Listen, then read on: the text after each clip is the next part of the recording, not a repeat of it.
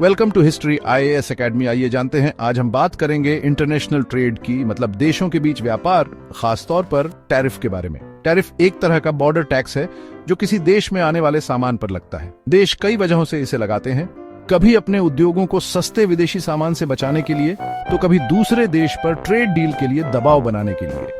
कारण जो भी हो, टैरिफ ग्लोबल इकोनॉमी में हलचल मचा सकते हैं। अब टैरिफ कोई नई बात नहीं है, सदियों से देश इनका इस्तेमाल करते आ रहे हैं, लेकिन हाल के सालों में ये फिर से चर्चा में आ गए हैं, खासकर एक ऐसे शख्स की वजह से जिसे ट्रेड वॉर बहुत पसंद है। जी हां, हम बात कर रहे हैं डोनाल्ड ट्रंप की।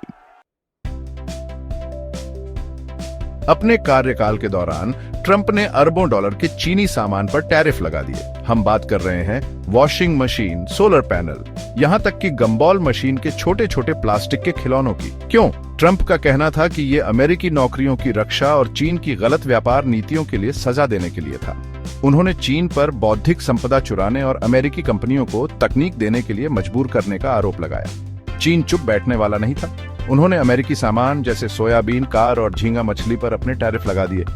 ये झींगा मछली के व्यापार के लिए बुरा था। इससे दोनों देशों के बीच ट्रेड वॉर शुरू हो गई, जिसमें दोनों एक दूसरे को पछाड़ने की कोशिश कर रहे थे। लेकिन चीन ही ट्रंप के टैरिफ के निशाने पर अकेला नहीं था, भारत भी इसकी चपेट में आ गया। ट्रंप ने स्टील से लेकर एल्यूमिनियम तक कई भारतीय सामानों पर टैरिफ लगा दिए। उन्होंने भारत को टैरिफ किंग तक कह दिया। मानना पड़ेगा, भारत के भी अपने कुछ टैरिफ काफी ऊंचे हैं, लेकिन इससे इस व्यापारिक झगड़े में फंसे भारतीय व्यापारियों को कोई राहत नहीं मिली। चीन के उलट भारत ने अपने टैरिफ लगाकर जवाबी कार्रवाई नहीं की। इसके बजाय उन्होंने अमेरिका के साथ एक व्यापारिक समझौते पर बातचीत करने का फैसला किया। देखना होगा कि आगे चलकर यह रणनीति कामयाब होती है या नहीं। चौथा भाग, एकजुट मोर्चा, भारत के साथ सहयोग का चीन का आह्वान। यहां कहानी दिलचस्प हो जाती है। अमेरिका द्वारा इधर उधर टैरिफ लगाने के साथ चीन ने भारत से दोस्ती करने का मौका देखा। उन्होंने भारत से संपर्क किया और सुझाव दिया कि दोनों एशियाई दिग्गज मिलकर अमेरिका के इस तथाकथित संरक्षणवाद के खिलाफ खड़े हों। चीन जानता है कि भारत एक बड़ी आर्थिक शक्ति है और साथ मिलकर वे वैश्विक व्यापार में एक मजबूत मोर्चा बना सकते हैं। अब भारत और चीन हमेशा एक दूसरे से सहमत नहीं रहे हैं। उनके बीच सीमा विवाद और राजनीतिक तनाव रहे हैं, लेकिन व्यापार पर अमेरिका का सामना करने की संभावना उन्हें एक साथ लाने के लिए काफी हो सकती है। पांचवां भाग, वैश्विक आर्थिक प्रभाव, दुनिया परेशान। तो इन सब टैरिफ की बातों का बाकी दुनिया के लिए क्या मतलब है?